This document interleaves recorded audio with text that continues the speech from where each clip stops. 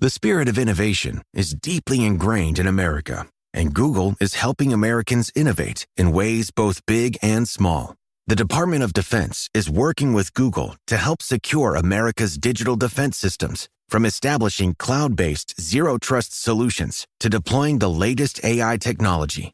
This is a new era of American innovation. Find out more at g.co/American innovation. It's tourney time, and with FanDuel's Dog of the Day, you can get a daily profit boost during the College Conference Championships to bet on any underdog. So get ready to celebrate some upsets. No one saw that coming, except for me, baby. 21 plus in present in select states. Opt-in required. Minimum plus 100 odds required. Bonus issued is non-withdrawable profit boost tokens. Restrictions apply, including token expiration and max wager amount. See terms at sportsbook.fanduel.com. Gambling problem? Call 1-800-GAMBLER. At Sierra, discover top workout gear at incredible prices, which might lead to another discovery. Your headphones haven't been connected this whole time. Awkward. Discover top brands at unexpectedly low prices. Sierra, let's get moving.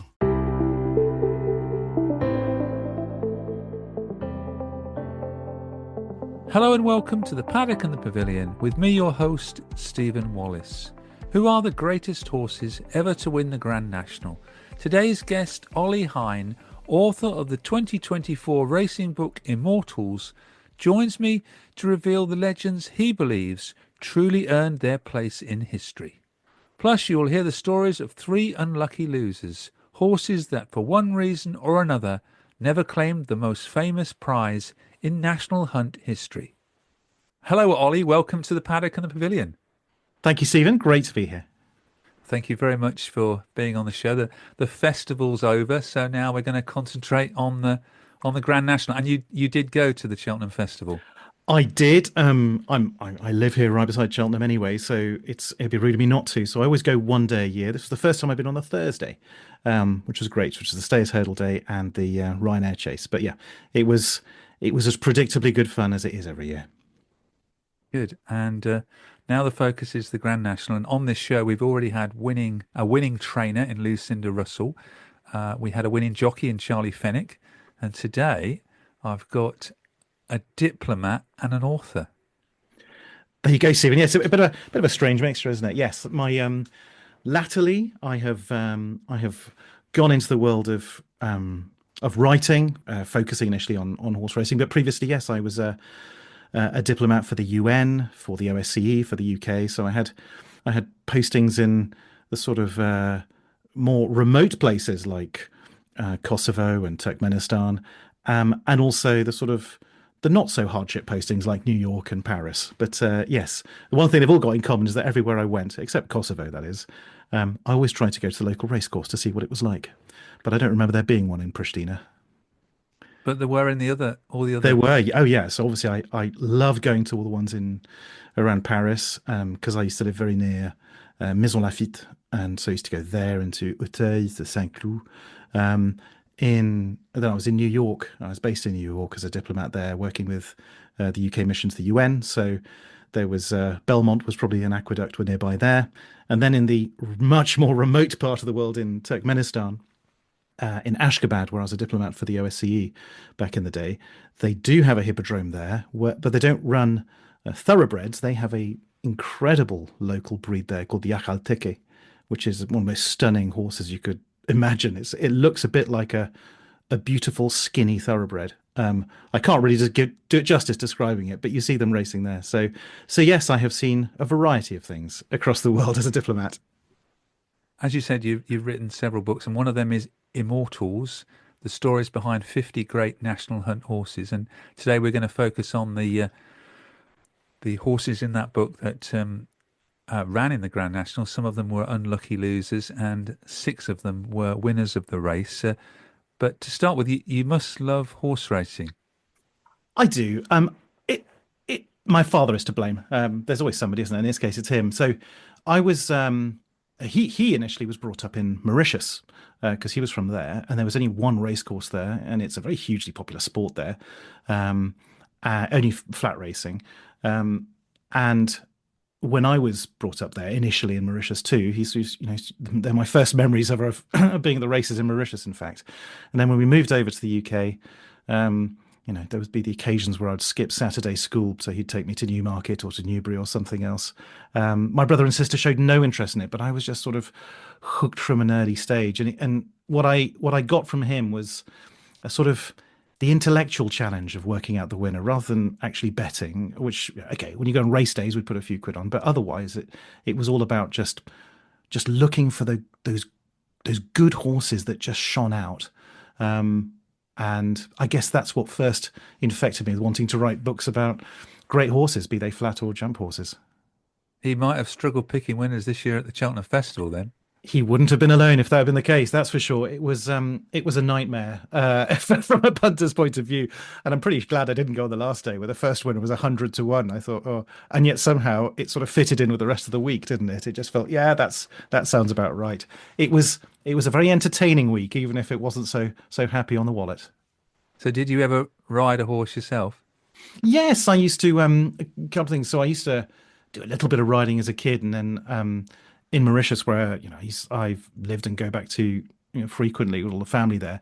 What I've done a few times there is when you get retired racehorses and then you sort of ride them along the beach. So they're still thoroughbreds, and it's fun riding them along the beach. They're just a little bit slower than they once were, put it that way, because I don't think I'd be able to do it at 40 miles an hour. No, that sounds dangerous, doesn't it? Yeah. Yes, rather than me. But yeah. Let's focus on your book, Immortals, and the 11 horses that feature that ran in the Grand National. I just wanted to ask you how you came to select the 50 or the 11 that actually ran in the Grand National, because I've just got 3 I wrote down here that I thought you must have probably considered, were Tiger Roll, Kelsborough Jack, and Hedge Hunter. So it's interesting, because if somebody else had asked me the same question, says, "Oh, why didn't you include so and so?" It just shows how incredibly. One thing I've said at the beginning of this book and the beginning of my previous book as well, and when I was writing about 50 great flat horses, Punch a Hole in the Wind, was no two lists of people's top 50 or whatever are ever going to look the same. Some of them can look violently different. There is no one definitive correct answer, is there? What made me choose mine? Well, I think you could broadly say 3 reasons. One is to my eye, they sort of usually displayed a touch of magic elsewhere apart from Aintree that showed that they weren't just a fluke. That was usually the case. Secondly, they often have quirks and imperfections too, and that makes them horses and personalities rather than the equine gods that we want to turn them into. And the third thing is, we're a storytelling species, and they had really good narratives to tell.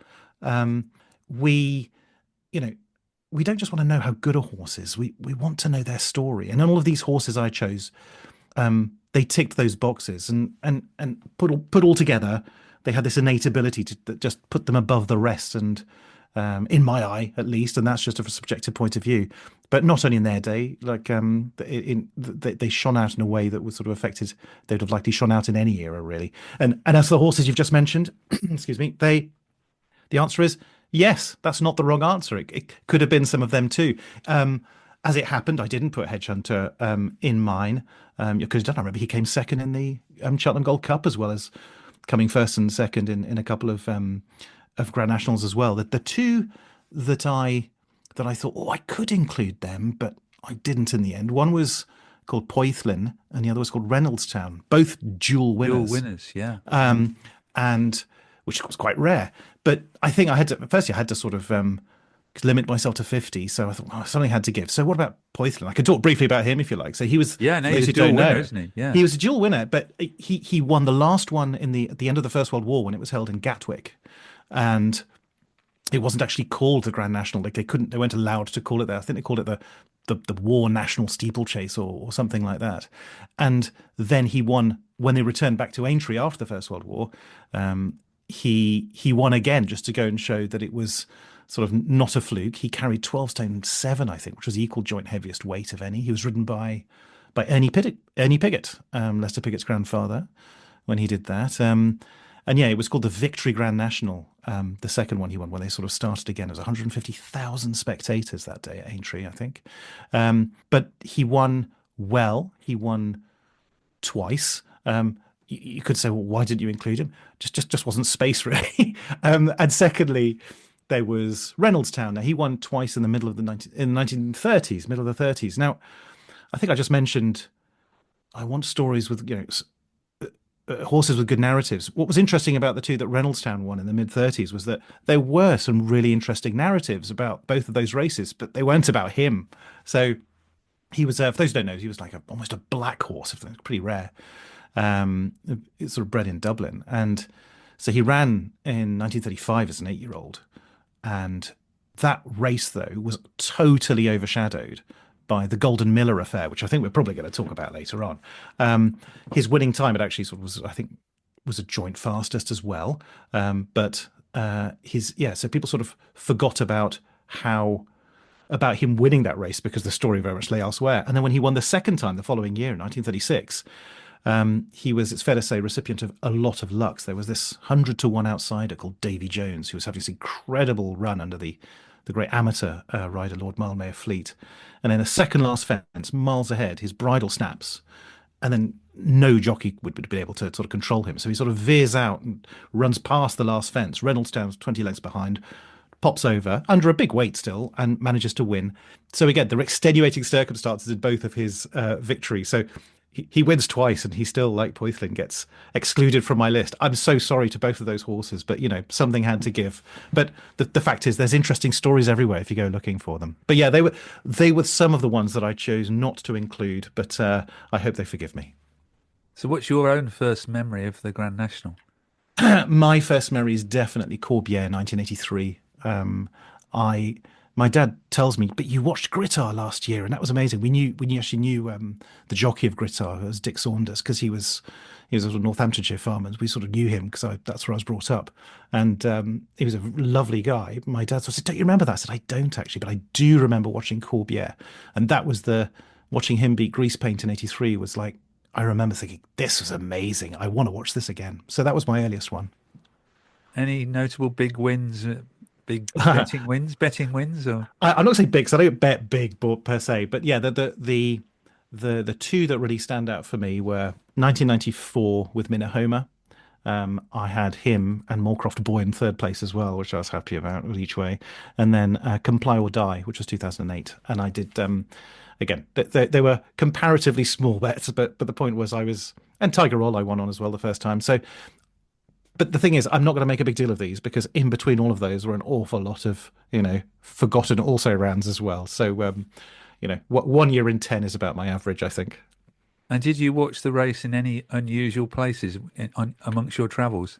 I remember watching Royal Athlete in 1995 in a bar in South Africa. That much I remember, but which is a bit surreal. But that's a really interesting point all the same, though, because it's a good question, because that's the thing about the Grand National, is that more than certainly any other race in the country, and arguably, I'm not going to say in the world, that sounds a bit dramatic, but it sort of transcends people who are not interested at all in racing, will suddenly tune in to this event. Now, why was that race being shown in a bar in South Africa, not frequented by Brits or anything? It's because people know about it or are interested in it, even if they weren't interested in other races. The only other race I can think of that does that has that sort of transcendent effect is, in the Melbourne Cup in Australia, the race that stops a nation. And it does. It's still a huge deal in Australia and elsewhere as well to a certain extent. But there was, that... I think it's events like that where we sort of watch it in slightly odd places that makes you say, yeah, this race is a big deal, which is a fun thing to sort of watch to think about when you're watching. Lowe's is the destination for Ego outdoor power equipment this spring. See what's new and exclusive, like the 17-inch string trimmer with Line IQ technology that auto-feeds to save you time, and the 22-inch Select Cut self-propelled mowers with a multi-blade system for precise cutting. Shop Ego Days, happening now during Springfest at Lowe's. We help, you save. Selection varies by location while supplies last. I was never really a runner. The way I see running is a gift, especially when you have stage 4 cancer. I'm Anne. I'm running the Boston Marathon, presented by Bank of America. I run for Dana-Farber Cancer Institute to give people like me a chance to thrive in life, even with cancer. Join Bank of America in helping Anne's cause. Give if you can at BofA.com/supportAnne. What would you like the power to do? References to charitable organizations is not an endorsement by Bank of America Corporation. Copyright 2025. Since you're new to H&R Block, we'll look at your returns from the last 3 years for any money your last guy might have missed for free. I could get money back from last year? You could. We'll find any mistakes. Could have really used that 2 years ago when I dated that mistake for 5 months. Don't leave money on the table. Switch to H&R Block and get a free second look review. Second look is included at no additional cost with the purchase of tax preparation. Results vary. All tax situations are different. Fees apply if you have us file an amended return. Let's talk about 3 unlucky losers. Sure. And these 3 have got fantastic stories. I think if you talk about unlucky losers, my generation, because I can remember this race, you've got to start with 1973 and Crisp. You do have to start with Crisp. It's funny because, yeah, I mean, I don't know how many times I've watched that race on YouTube, usually with a hanky, close at hand, because you sort of really want him to sort of win this time, if he didn't last time. It genuinely has that emotion on you. Maybe I can't add that much new regarding his Grand National loss, but I think what's important to learn about Crisp is that I think we need to remember him not just as for this race that he lost, but actually for the amazing things that he did, that he won as well. So when you sort of take a step back with Crisp, before we even think about his Grand National, he was murdering the opposition in Australia time and again. He once beat the track record at Caulfield by 11 seconds despite carrying 12 stone. He won every single big race there. His jockey actually usually there was a Scottish expat called Tom McGinley, who just thought, I've never ridden a horse like him. And the problem was, because he was winning every single race so easily in Oz, that the handicappers did the same as what they did to the great flat Australian racehorse Farlap in the 30s, which was, well, just going to have to fill him with so much weight that he can't run anymore. And they tried, and the owner said, well, this is just unfair on his legs. We can't do that. So we're going to have to take him elsewhere, which is why he came to England. And I think what's interesting there is that when he first arrived, there was they decided to sort of race him at Wincanton. It was 1971, I think, and it was a rather sniffy British crowd for this Broadstone handicap it was, and they thought, oh, this is rather embarrassing, this Australian horse coming here. And he had to carry top weight because he doesn't have a handicap mark. And apparently people were sort of quite, looking down at him. And then, 5 minutes later, he's won the race by 15 lengths on the bridle, and they're going, oh, okay. Then 6 days later, he lines up for the champion chase under Paul Kellaway. He wins by 25 lengths. Now, only Badsworth boys ever run that race by longer. So all of a sudden, the Brits are going, okay, maybe he's really, really, really good. And that's when they nicknamed him the Black Kangaroo. And then, of course, the next 2 years, everything is just about building up his stamina, which he wasn't, which was not his. He had speed, but he's building up his stamina for a crack at the Grand National. So I remember he ran in the 72 Gold Cup in the mud, ended up still finishing 5th. So it's just, when you watch that race, it's of course profoundly emotional, one of the most emotional races you can. He did the one thing I think very few horses had done until then, which was he made Aintry's fences look easy, which they're not. And it's easy to forget that he was giving Red Rum 2 stone, and then everybody at the end said, oh, why did that horse have to go and beat him at the end? You forget that Red Rum was the villain of the piece. When he first enters international consciousness in 73, he's the villain of the piece. So it's funny how things sort of turn around. The coda to that race, though, is perhaps sort of the most telling, because I think later in the season, or later in the year, but the following season, they decided, because of that impact that this race had on so many people, they maybe you're aware, they decided to do a match race between the two of them over 3 miles at Doncaster. But this time under level weights, and 3 miles, it wasn't the marathon distance the Red Rum wanted. It wasn't the sort of 2 mile sprint that Crisp was most used to.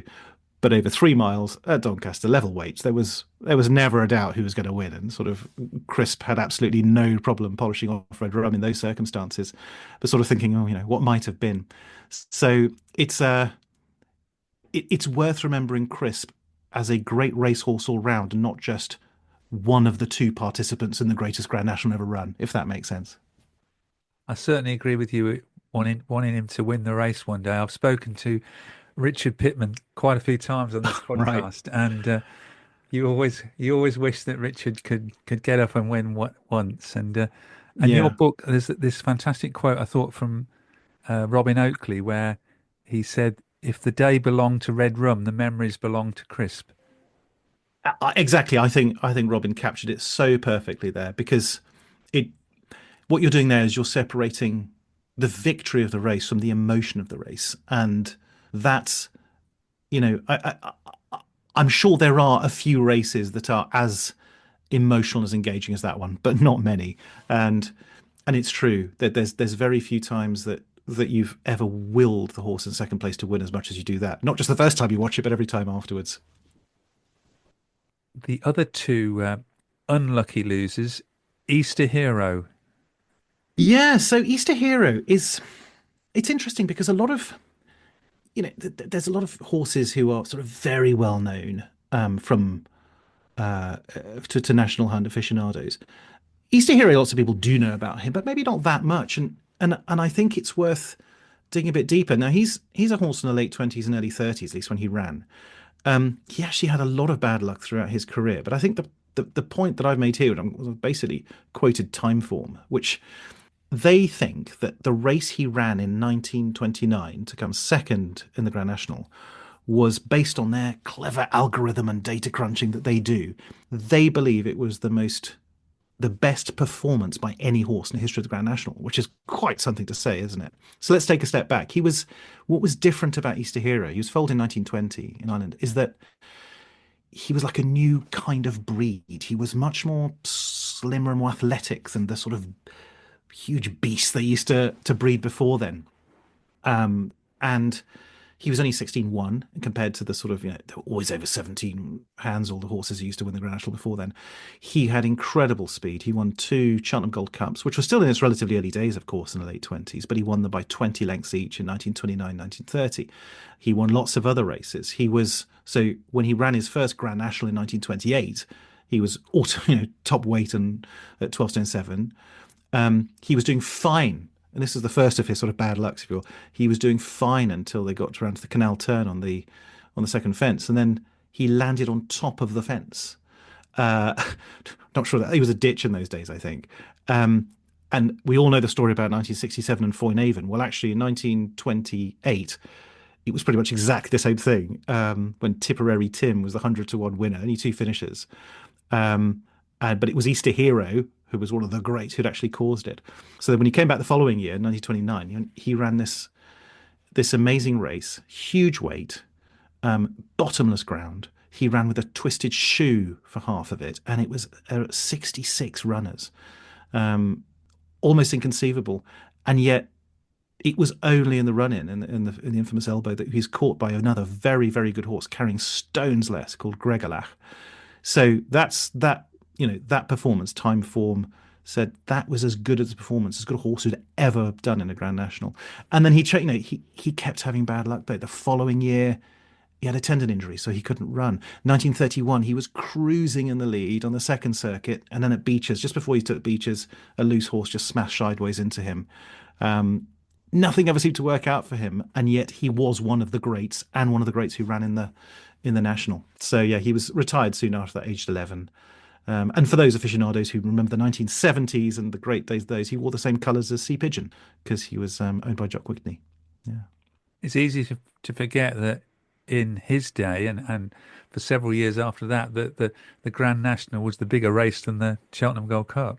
Massively so. I mean, we will talk about Golden Miller, I'm sure, later on, who sort of made the Gold Cup what it is, really, in terms of. But even he, in those days, and everybody before the war, certainly, the Gold Cup, when it started from 24 onwards, it was a warm up for the Grand National. It was worth 11 times more the Grand National than the Gold Cup in those days too. So the Gold Cup, the Grand National was so much bigger purse. That was the dream. So, which is why there's so many more horses in the sort of first 2/3 of the century rather than the last third of the century in the book who were Grand National horses. That's right. The final unlucky loser was the horse that came third in the Grand National in 1946, Prince Regent. Yes, Prince Regent. His bad luck So we seem to talk about like was about timing. Timing is everything. And when he was, I think it was Julian Wilson said something about Prince Regent once, which was when the war started, he was shaping up to be one of the greatest horses ever. And by the time the war ended, he was just getting past his best, and so we never maybe got to see the best of him. But there's a lot around there to go and show that he was really something very special. So it's worth noting that Irish racing during the World War II was top class. They carried on racing, and a lot of the best British horses who couldn't run in Britain actually went over to Ireland because they were doing a bit more racing than they were in England over the jumps. So there was a proper strength and depth there. He was trained by Tom Draper, who famously trained Arkle and Flying Bolt in the 60s. And he was Prince Regent was never going to even try hurdle. They did a couple of bumpers and straight to chasing. So he won the Irish National age 7 under an enormous weight, beating horses carrying stones less, which was deeply impressive. And he was, all 5 years of the middle of the war, he was champion Irish racehorse every single year. He never carried less than 12 stone 7, which is incredible. A little interesting snippet also is there was no fuel in Ireland. There was very little fuel. It was a short supply during the Second World War. So to go to these race courses, you'd have to wake up the horse in the middle of the night, and they would be trotted 20 miles in order to get to the race course, and then trot them back after they'd raced as well. I mean, it was, it was that crazy, but people were desperate to try and run horses. And he was the superstar of that era. So when he finally was able to come over to England after the war in 1946, he was already 11, and he won the Cheltenham Gold Cup even so, but as a warm up to that. But then he was carried enormous weight, 12.5. He was 3-1 that year. A little interesting fact I found out part of this was that they believe that Grand National 1946, there were 400,000 spectators, which could have been one of the biggest crowds, not just of ever of a race. It was immense. And he came a very close third under a huge weight in a quagmire, only 6 finishers. He was carrying 2 stone minimum less than the other finishers. And then 2 days later, he goes and wins the Aintree Champion Chase as well. Lots of bad luck after that race too. And what was interesting was that Tom Draper, who trained, Arkle and Flying Bolt, it was only after Arkle was winning his second of his 3 Gold Cups that he would even consider bracketing Arkle in the same sort of stratosphere as Prince Regent. That's how good he was. So I think most people agree if he'd have had the chance to have run, if they'd been able to run, if there'd been no war, he would have won more than one Grand National, undoubtedly. But we'll never know. Before we come on to the 6 winners, there's just 2 other horses I want to mention briefly. Both of horses that won the Cheltenham Gold Cup that are in your book, Immortals, and also ran in the Grand National are Master Oates and The Fellow. Yeah, so it's interesting. There's some mid-90s horses, these 2. I'm sure lots of listeners will remember those 2. And yeah, it's interesting. We're just reflecting here that they ran 30 years ago already, would you believe? But they were the last horses who I included in this book who ran in the Grand National, as opposed to running in big hurdle and steeplechases elsewhere, which I think shows a reflection of the gradual shift of what kinds of horses run there. And like you say, they were both Cheltenham Gold Cup winners. Master Oates was an interesting one because a lot of our greats, why he differs from a lot of the others, they're fantastic year after year. We get this a lot. I'm trying Corto Starmer recently, or even Wayward Lad. If you go back to the 80s, they were winning Grade 1s every year for many years.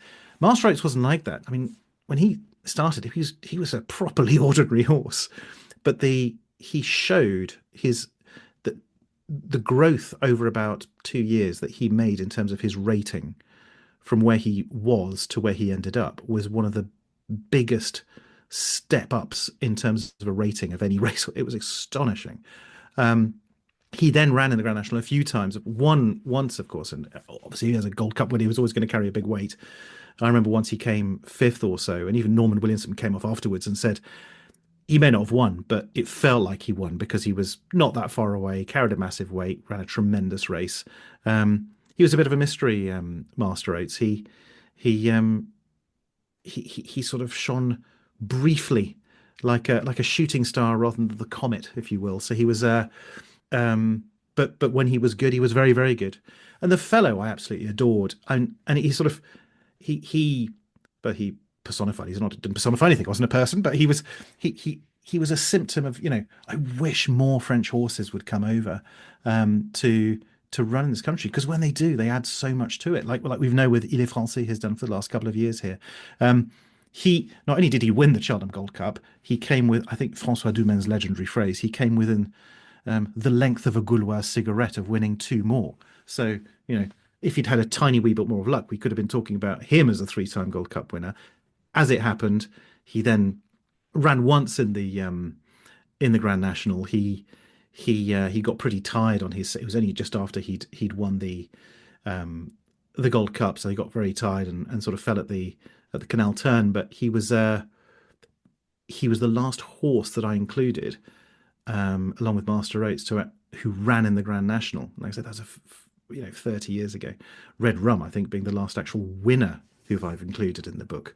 So yeah, it's a sort of reflection on the changing shape, like you say, of the races that matter to the greats, and the racings that matter to the people in terms of what we like as a spectacle. Let's move on then to the six winners, and the first one's got a fascinating story. Manifesto. How many times did he run in the Grand National? Manifesto, I believe, ran 8 times in the Grand National, and he was not an also-ran either. He was, the modern generation, if that's the right word, still looks as Red Rum as being the sort of the pinnacle, the sort of the embodiment of this race. I would argue that Manifesto, in many ways, at least equals Red Rum's title to that. So he was from the day. So he ran, at the turn of the 19th, becoming the 20th century, and I said the breed was just different then. You see pictures, they were bigger, they were stronger, they had incredible shoulders. They were a bit slower too. We can come on to that later.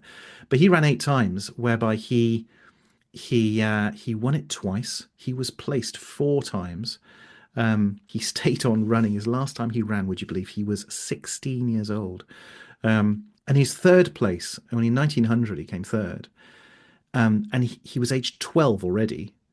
And he carried 12 stone 13, which was the most any horse had ever carried to get to a place.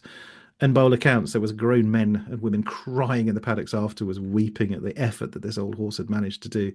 And what's you may remember when during the COVID year, when they decided to run that sort of computer Grand National, because they had to against the race.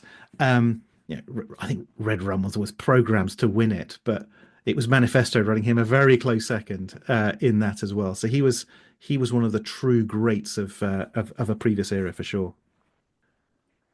Let's move on then to the next horse. I don't know much about him. You're going to tell us about Jerry M. Jerry M. I have a soft spot for Jerry M. Now he's another one from that era. So he maybe ran about around 10 years later than Manifesto. And he won a fantastic renewal of the race in 1912. But I think the 2 hooks I'd probably mention about him are, firstly, his link with France, which we can come on to, and secondly, how he actually got to Aintree on the day he won it. So Jerry M was a really top chaser at the time, won a lot of big races. This is the days before the Cheltenham Gold Cup, incidentally. So there were lots of other handicaps and other steeplechases that he'd won and won well. But actually, whilst the Grand National was easily the richest race in England at the time, the richest race of any kind in the world was Le Grand Steeplechase de Paris at Auteuil, which at the time, and we're talking about 1909, the first time he ran it, was worth 170,000 francs, which translates into these days to £600,000, which is a lot now, but it was an awful lot then. Huge purses. So people used to go over to that quite a lot. So he went over in 1909, and he just lost out to a local horse called Saint-Caradec. But what was interesting is that the French crowd and the French authorities absolutely loved his bold style. So he got a really, the way he just got beaten at the end. And again, made those fences look easy, and they're not.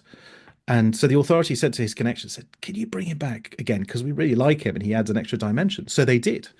And so the following year, the locals made him 5-2 favourite to win their race, their equivalent of the Aintree National, the Grand Steeplechase, and he won it easily. So he had a huge fan club in France. The same time he had a huge fan club in England. It's a shame more horses don't follow that route now.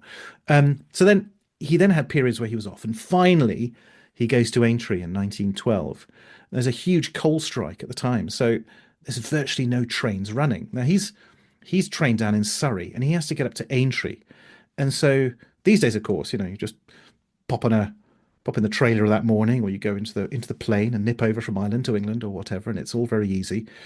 He had to leave to Aintree a full week before the race.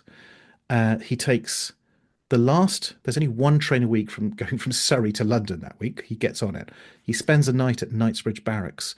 They then walk him across London, across Hyde Park, and he catches the only train that week from Marylebone to Liverpool. Then he has to walk across Liverpool City to get to Aintree. That is his epic marathon before he runs the race. Now he's ridden by Ernie Piggott, again, the grandfather Lester Piggott, and he wins the big race in a canter, having won other big races, not just there and in Paris, elsewhere. Fascinating thing here.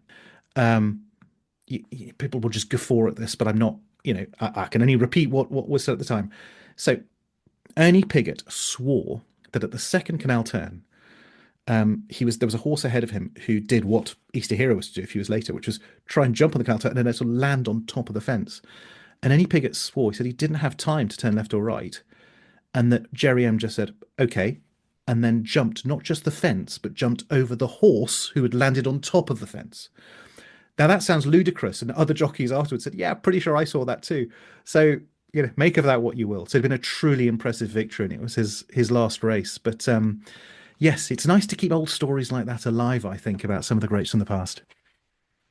Yeah, and I did a little bit of research before we came on air. We're recording here on the 18th of March to find out other Grand Nationals run on the 18th of March. And when Jerry M came second in 1910, it was the 18th of March. There you go. Yes, it was often run a few weeks earlier than it is today. The slot that's often filled by the Gold Cup, in fact.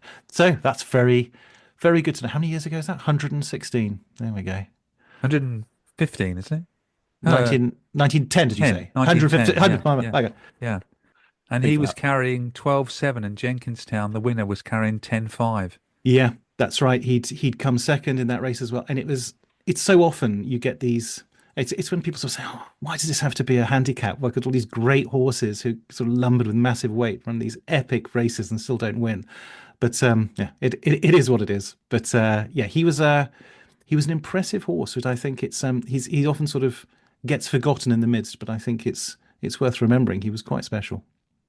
Talking of great horses, 1934 winner Golden Miller. He didn't like the 11th fence at Aintree. No, he did not. Golden Miller's career was a soap opera, but I think it's worth stressing. Yeah, he loved Cheltenham. He clearly loved Cheltenham, but he absolutely hated Aintree. And the thing is, we'll talk about the 11th fence for sure, which is his bogey fence, But I think all the jockeys because a few jockeys ran on him in the Grand National, and they all said the same thing. Just he's just really unhappy here, and yet he still managed to win it. So in the 1934, he was the only horse to do the famous double in the same year. Escargot did it in different years, but he did it in the same year. He did it in a record time. It was 9 minutes 20, I think, and he hates it so much that. What happened? It was all about what happened from 1935 onwards. So even though he won that year, great. When he went back again, what happened? They'd already done one lap of the circuit, and suddenly apparently the crowd went really quiet because they were all in their binoculars saying, so where is he? Where is he? And they couldn't see him. They couldn't believe that he might have fallen. And he'd fallen at the 11th fence. And I am no conspiracy theorist, but the circumstances here, when you dig a bit deeper, they reek of skullduggery, I'm afraid, because he was a huge favourite. He just won another Cheltenham Gold Cup, of course, and he was the defending champion at the Grand National. It seems more likely than not, that's about as serious as I can put it, as short as I could put it, that someone had done something that either had deliberately lit a big flare right by the 11th fence, which is the ones furthest away that you can't see, or they'd done that sort of thing with a mirror where you sort of catch the sun to try and catch it in somebody's eyes, and that as he was approaching it, very possibly this flare was lit, which of course completely spooked him out. He jinked and threw his jockey. What was fascinating was that was 1935, 11th fence. 1936, he's running around. He refuses at the same fence. 1937, he refuses at the 11th fence. Something really bad happened at that fence. He never forgot it. And we just can't be entirely sure. But again, could he have won a second one? I'm not entirely sure, because he loathed it so much, and he was carrying sort of pretty heavy weights by then anyway. So, hey, we don't know. But yes, there were mischievous things going on then, as there may be now. It's an interesting tale, but we never know. In 1965, we had an American winner, Jay Trump. So, yeah, Jay Trump's story is Red Rum's is a fairy tale, but I think Jay Trump's runs it a close second. And in those days, there were these Anglophile East Coasters who used to send their horses over, and they just don't seem to do that anymore, which is a shame, because Jay Trump was so good that I think I'm not alone in thinking he could easily have won the one the year before, 65 the year after, if he'd gone over. And interesting, he wasn't the last US amateur to win on it, because Charlie Fenwick, who you've interviewed, rode Ben Nevis in 1980 to victory too as a 12-year-old. So Jay Trump was a complete reject flat horse. He was awful. And would you believe when his future rider Tommy Smith found him, because he's looking for a timber horse for his art, and he went to the back streets in some Virginia suburb actually called Shantytown. It wasn't a shantytown, it was called Shantytown, which I think, and he already had a huge scar on his leg. This was an angry horse who had a bad time. No one wanted him. They put him over jumps, and he just transformed. So he won what's called the Eastern Hunt Triple Crown in 64. In record time, and in the Maryland Hunt Cup, and eventually persuaded to come over to England. And Tommy Smith said, right, the only person I want to look after him in England to get him prepared for the Ancient Grand National was Fred Winter, because he'd seen Fred Winter's ride on Mandarin in Le Grand Style de Chase de Paris in 1962, where he'd done that incredible race without any basically not being able to steer his horse, and still won. So he was at Fred Winter's yard. Tommy Smith goes to the Lambourne Gallops every day, sort of basically wearing a full cowboy outfit, which I think was a bit new for Lambourne. So quite a sight. He made a point of not riding any other horse for 9 months because he didn't want to get injured. He came second in the King George as one of his warm-ups. It was all looking good. He got a bit sick before. There was a huge bug that went round. He probably got it, but he just about recovered in time for the big race at Aintree, where he had an epic duel. Really was an epic duel with the sort of Scottish favourite Freddie, but he managed to win.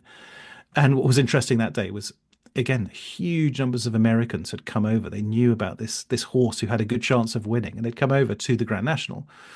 Of course, they'd all bet on him, and they'd all won a lot, so much so that the police realised pretty quickly that they needed to escort all these Americans off and protect them so that they didn't all get mugged afterwards because they were carrying so much cash.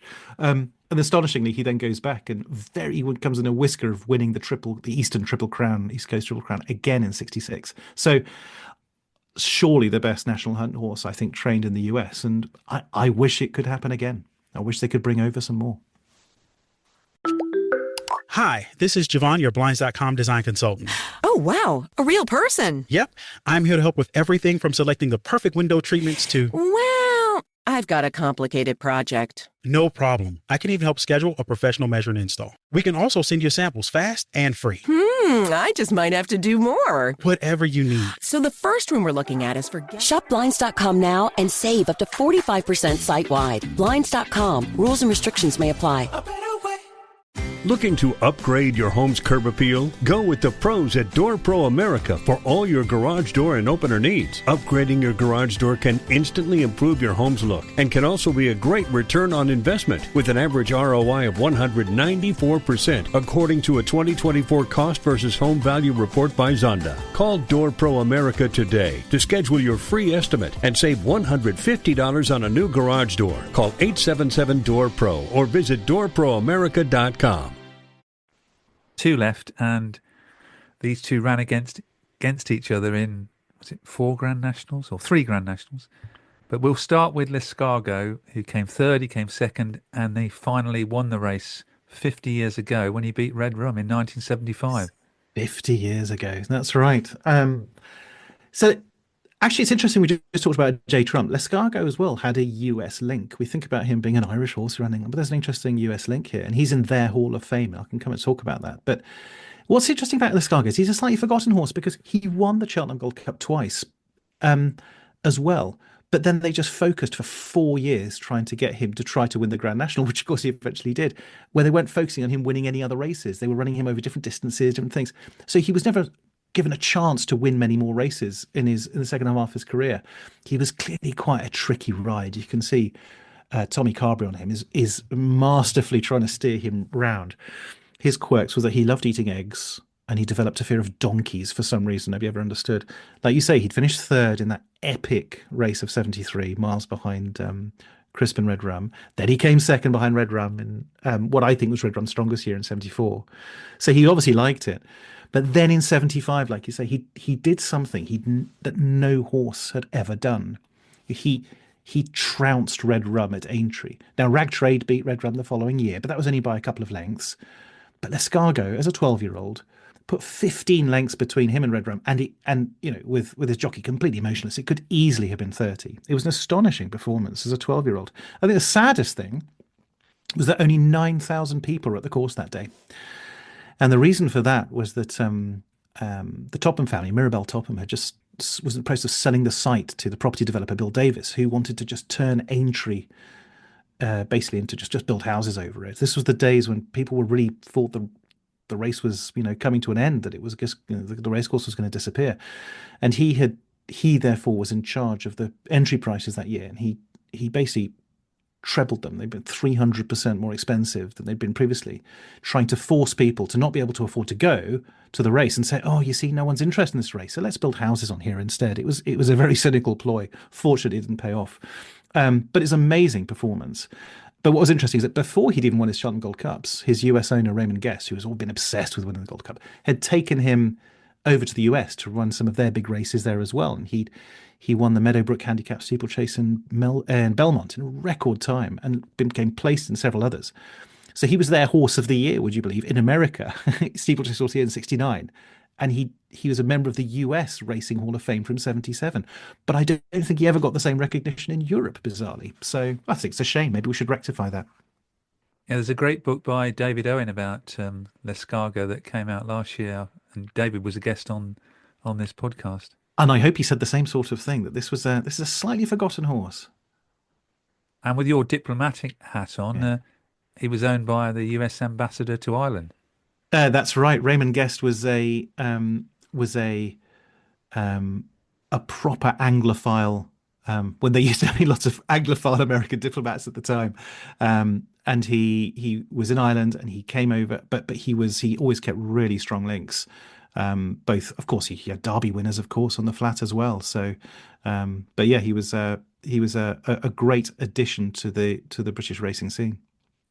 Last but not least, we've got to mention Red Rum, and I wanted you to mention the taxi driving and and the early Tommy Stack connection as well. Oh, blimey. I'm trying to remember all of these things. Well, let's take a step back. Red Rum was a superstar, and the reason you can make the litmus test for him being the superstar is that I cannot think, maybe there are some, but I cannot think of any other horse that when they retire, they literally make the first item of news on the TV news. So when he retired in 78, and there are clips of this on YouTube, the first item of news isn't politics, it's not war, it's nothing else. It's Red Rum has retired. That's quite extraordinary if you think about it. You wouldn't have that in these days. But that shows how much he transcended the sport, I think. So I think people are aware Ginger McCain, his trainer, was basically a taxi driver who moonlighted as a trainer. This extraordinary setup sort of behind his ranks. And his main fare every weekend, he used to take Nola Mare to the local dance, and they both used to chat incessantly about racing because they both loved their racing. Nola Mare wanted to sort of win the Grand National because he had a bit of money, and Ginger McCain sort of sources him in and says, I think this horse is going to win. And so they fork out a bit to go and buy Red Rum, who'd been a sprinter, had been a sprinter and was a hurdler. And then he arrives, and they couldn't believe he was lame. and he had pedulostitis, and it's usually like, oh no, this is the end. So they take him to Southport Sands nearby, and sort of literally, and this is there are no such things as miracles, but this was pretty close, where he just sort of walk him through the briny water for 25 minutes. He then comes out and he's cured of it. He never has that problem again. They did things differently then. His actual first race was at Aintree as a 2-year-old, when he was because he was trained as a sprinter. They used to do flat racing at Aintree there too. 5 furlongs. He did heats. Was ridden by Lester Piggott in a few of his races as a sprinter when he was a flat horse. But yeah, I think what was fascinating about him was not, he saved the race. He added that extra dimension to the race in the 70s when it really needed a hero. I mean, talk about the right person at the right time, a horse at the right time. It was impressive. And I think one of his best year, though, I think was when he was 9 in 1974, because not only did he win under top weight and win impressively, he then did something no other horse had done, which is 2 weeks later, he won a very strong iteration of the Scottish National, which no horse had done before or since either, because it's really, really hard. And you mentioned Tommy Stack as well. I'm trying to, Tommy. I'm now having to refer back to the book. I've got so many little facts to remember. Such a good book. Well, there's so much information to sort of keep on top of. But yeah, Tommy Stack had a link to him both as a trainer and as a rider, and it was for him to end up riding him, because of course he only rode him in the 77 one, not in 73 and 74 was Brian Fletcher, who lost the ride after he made a few sort of ill-judged comments, I think. But yeah, there was just something about the people, about Red Rum, and he ended up, as a consequence, because everybody knew him, even if they knew nothing about racing, he earned his connections 10 times more after he'd retired than he'd even earned when he'd earned a lot as a racehorse, which, because opening supermarkets and what have you, and even had offers from Japan to go and buy him because his reputation spread elsewhere. So yeah, he was. We'll have more like him one day, but yeah, he was pretty special. What I always remember is the halcyon days of Sports Personality of the Year, when he was actually on the show and went in the lift. He was, and I think that's, like you say, health and safety rules were different then, but wasn't a problem. But he was these older, experienced racehorses. They knew how to behave, and they wouldn't do that anymore. But it's a shame. But again, you've made the valid point. He was a sports personality as much as he was a wonderful Aintree racehorse, and it's. I think we're in need of more like him around now, to be honest. So it would be good to have a new Red Rum coming through the ranks wherever and whenever. So 50 years on from Lescargo's win in 1975, what do you think to the Grand National now? The changes to the courses, the number of runners. I've got plenty to say about this. It's balanced. I promise you. Let's take a step back. It's easy to fall into cliche here, but I'm going to do it anyway. So I think every sport, like so many aspects of life, you need to keep evolving to stay relevant, to stay interesting, and to get new fans. The Grand National is not exempt from that. So I can see both sides of the story, because there are sides here, frankly. So on the one hand, I think it's important to point out to those who say, and you do get a lot of people say, look how soft it's become. It's just like another handicap. And they're saying, it's much harder in Red Rum's day in the 1970s. And you know what? They're right. But equally, let's not forget, when Red Rum was running, it had already been modified significantly since the days of Manifesto at the turn of the century. So the race evolving is nothing new. It needs to do that. It was...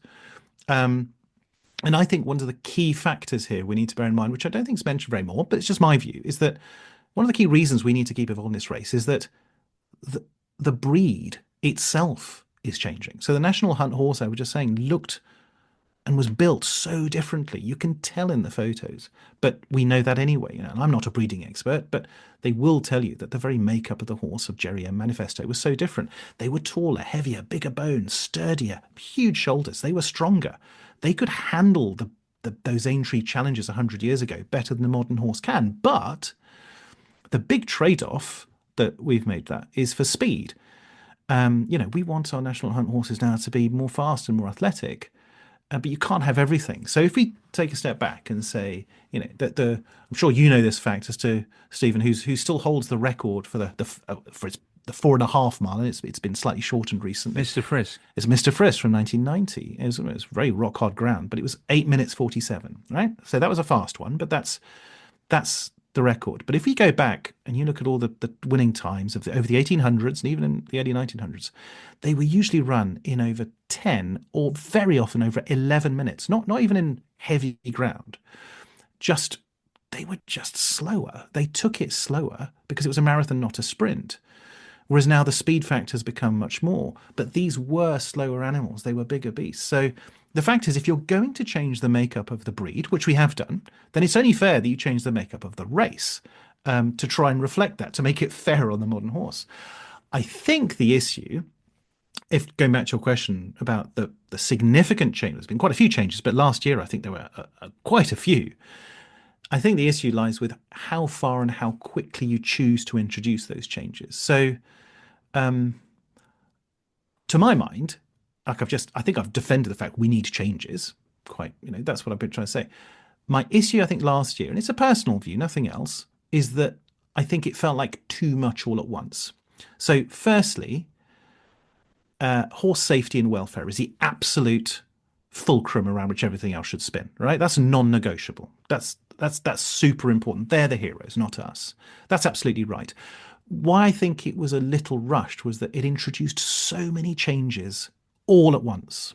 I'm no scientist, but I know when scientists are trying to develop theories and they do tests, what you do is you're trying to test a theory. So you change one variable and then you measure the change of the end result of the test.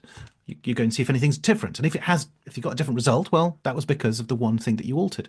But if you alter everything all at once and then you get a different result, you don't know what it was that out of all the changes that you made that had caused that new result. So when you have in 2024, I think they reduced the number of runners from 40 to 34. They brought the first fence 60 yards forward.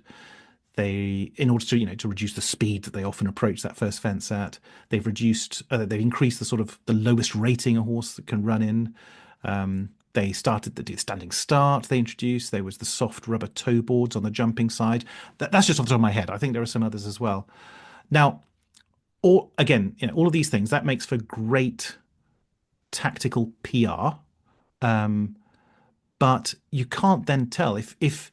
And like you said, because with the best will in the world, which is for horse safety, horse welfare, of course, that's what we all want. But if you introduce all of these things at once, it's really hard to know which of them, if you've got the right end result, was the factor that sort of improved that. You can't say it was all of them because that's impossible to prove. So I'll be honest. And this is just, this again, the last thing I want to be. I'm a diplomat. The last thing I want to be is provocative. But I will always watch the Grand National. It sort of gets my sort of juices flowing like no other race each year, and I love it as a great institution. But last year, after all those changes had been made, I'll confess that for the very first time, I had a new feeling watching this race, and I was working out what it was, and whisper it, but I was slightly underwhelmed. I really, really want to be proved wrong next month and next year and the year after, but and it's too soon to say, of course, but I think with all the changes at once, I think we're going to have favourites, second favourites, and third favourites pretty much always winning for the foreseeable future. The crazy 6-6 and 50-1 outsiders that used to get quite regularly, I don't think that's going to happen. Again, I cannot stress enough, no one wants to see nasty crashing falls. No one wants to see a horse suffer. Of course, people love the horses more than you could possibly imagine who are involved in the sport. But last year it was noticeable that there was one, I can't remember his name, there was one unlucky unseated horse, but not a single faller. Now, I cannot think of a single Underground National where that has happened. In fact, I can't think of a single top handicap chase or Grade 1 where that had happened. Now, this was just 1 year. That's nowhere near enough to make a meaningful analysis. There's not enough data. But I think if we get this for 3 or 4 years where all the horses finish and you get the same sort of and it just doesn't feel like quite the edgy spectacle it was, then maybe we need to really be honest with ourselves about whether we can backtrack any of these changes. It's quite hard to do, but without in any way, and again, I can't stress enough, without any way sort of compromising the horse welfare issue, which is the centripetal force around all of this spins. So I don't want any more than anybody else to see the Grand National diluted. And I want the people to make the decisions about what we need to do to understand racing and not just to understand PR and management. So I hope that was suitably diplomatic, but I'm not sure. Yeah, that was an honest appraisal of your thoughts, and it is easy to think there's 34 runners, and quite often 34 can easily become 32 and 31 because of non-runners at late stages, and you've suddenly got a 30 runner handicap. But yes, I think that is absolutely true. It leaves very little leeway because we know all the time the reason these horses get withdrawn beforehand if they need to is because their trainers and owners are looking after them and treating them in cotton wool. They want to look after their horses so much, so they don't want to take risks and unnecessary risks. So it happens because they care. But like you say, it happens most years that and there may be some substitutes that can come in at the late notice as well. But yeah, I want to be proved wrong. That's the thing I'm sort of getting across here. And of course, I'm looking forward to. I think it's April the 5th this year. Of course, I am. I can't wait. I think it's going to be wonderful. I just want the authorities to, whoever's in charge of making these decisions longer term, to think about the strategic aims of the race rather than the tactical, sound bites that they can get out of making all the changes all at once. I'd like to think the race comes first alongside the welfare of the horses rather than something else. But we'll just have to wait and see. Thank you again for those thoughts, Ollie. Just returning to your book, Immortals, it must have been a great joy to actually write the book. Do you know what? You're absolutely right. Everybody always says, "Oh, I've got a book in me." Well, I had a few books in me, and I've managed to sort of regurgitate them out over the last few years. So, I love horses. I love horse racing. I love history. So in a way, it was a no-brainer to sort of put all these things together. And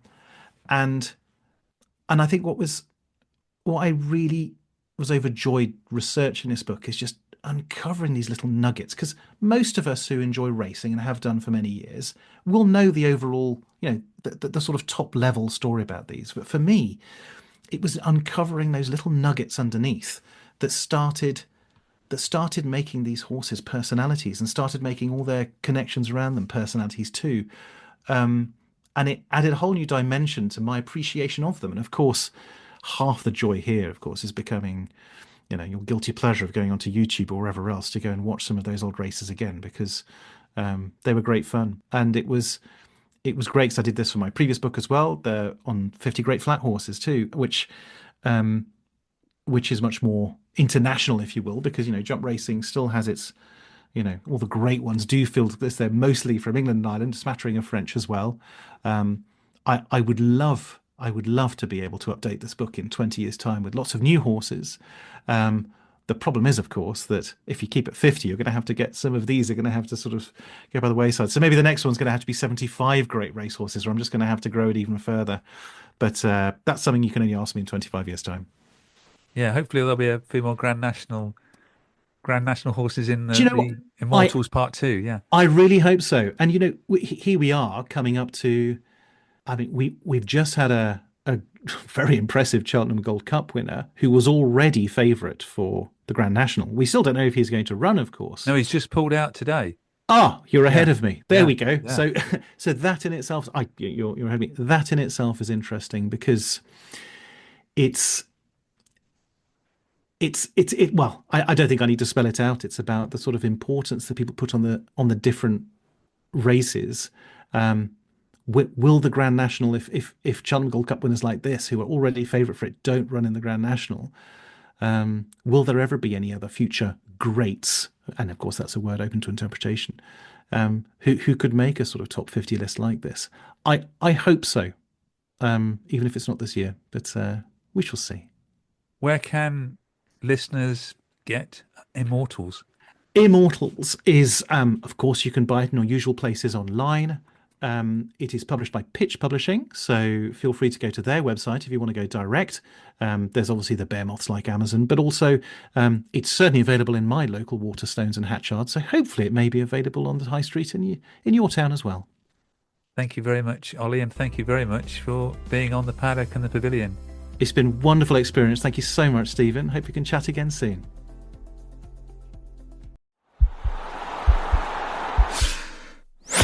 This podcast is part of the Sports Social Podcast Network.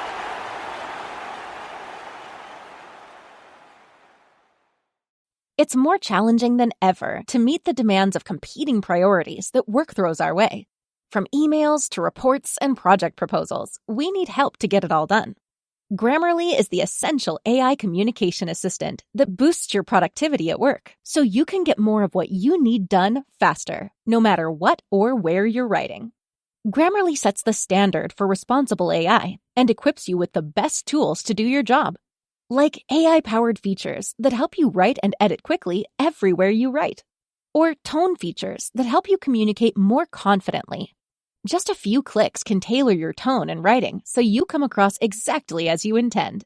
No wonder 93% of professionals report that Grammarly helps them get more work done. Let Grammarly take the busy work off your plate so you can focus on high-impact work. Download Grammarly for free at Grammarly.com/podcast. That's Grammarly.com/podcast.